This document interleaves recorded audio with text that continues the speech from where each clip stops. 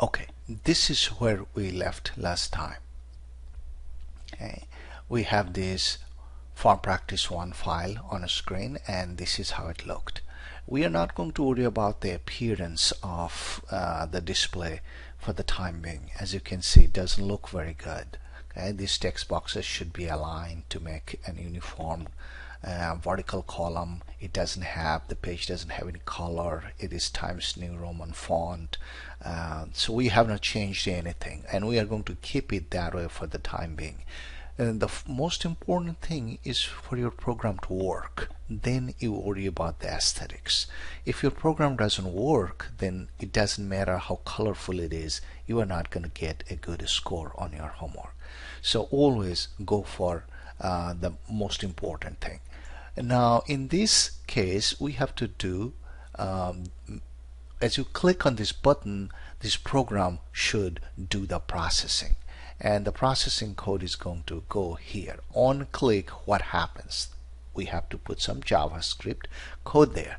Okay, so that's the part that we are going to work on. So let's do this. Save the file. I'm going to just change the name to form 1 practice 1 to practice 2. Okay, and of course this one is showing practice 1, so I'm going to change here to practice 2 as well. So as you can see, display didn't change because we have not done anything here yet. Okay, so I am going to place my cursor in between the two single quotation after on click and press enter key twice, so that I would have a blank line there. Okay, and then I'm going to declare a variable. Now variable declaration is explained in details in chapter 17. I hope you took the time to go through that. So variable declaration starts with the word var. Suppose we are going to read what's in this text box. Okay, to make the discussion a little bit meaningful, suppose we are going to type, say, 40. You are buying a pair of jeans that's going to cost $40, and you are buying 2 pairs. So it should be, as you click on it, it should be $80 showing here. You click, nothing happens because we have not placed anything in there yet. Okay, so we want to read this value 40 from the screen, from this text box. So how you do that? We're going to place them into a variable. Suppose it's a price. Okay, we are reading price, so we're going to call p equal. Okay, you should actually use meaningful variables. I'm just in a way being lazy and typing just p. Okay, so p. Now p is supposed to get this value 40. How do you reach to this value? Okay, it's a long path to reach to the value. First you have to come to this window, which is called a document. Okay, so we call document. Okay, then dot, then comes, you may have multiple forms. Okay? You got multiple form. Okay, if you have a pair of form tags that starts from here, ends here, another one starts here, ends here, another one starts here and ends here, then you would end up having 3 forms in the document. It is possible that a document would have multiple forms. And in computer, numbering starts from 0. Okay, so the first one is actually numbered as 0, second one is 1, and such. So we would say forms of 0. That means on this document, from the first form, okay, then get this field. What is this text box name? Its name is price. So price dot value. So get the value typed in this box, which is named as price, which is part of the first form, which is in this window. Okay, that's how we reach the first value. All JavaScript statements ends with a semicolon, so don't forget that. This space is not necessary. I am just adding for readability. Okay, similarly we are going to read the next one, the number of items. Suppose the number of items, we call the variable n. Again, the same way.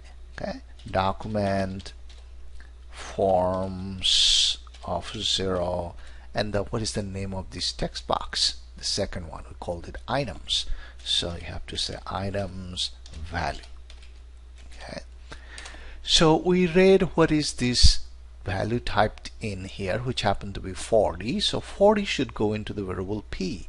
Again, number of items. Okay, we are reading this from the screen, which there happened to be 2. So 2 should go into N. Instead of 40, if we would have typed 30, then 30 would have been the value of P. Instead of 2, if we typed 1, then 1 would have been the value of N. Okay, so that's why it's called variable. It is allowed to change its value. Okay, then we declare another variable. Suppose it's going to represent total cost, so we call TC.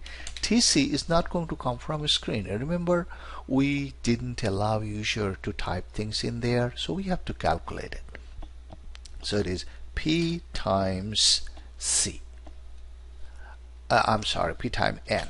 Okay, P times N. P is the price, N is the number of items. So that's what's going to give us the total cost. Now this total cost has to be displayed on a screen in this box. So when you want to display something on a screen as opposed to read something on a screen, this comes on the left side like this.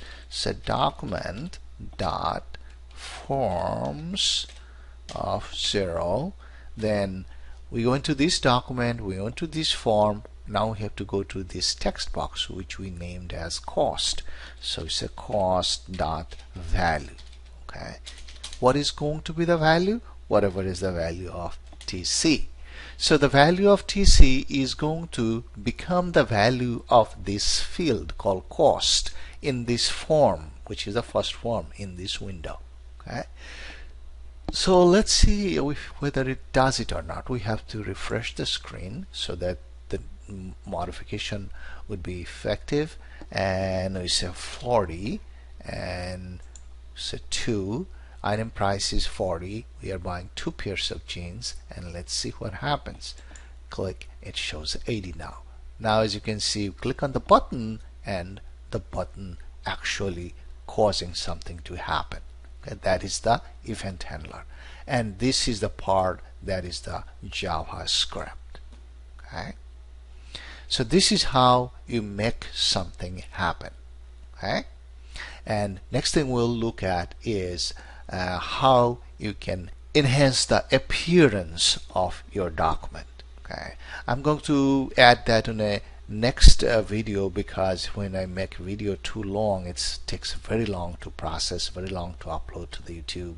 So I'm going to stop here and make the appearance one as a different one.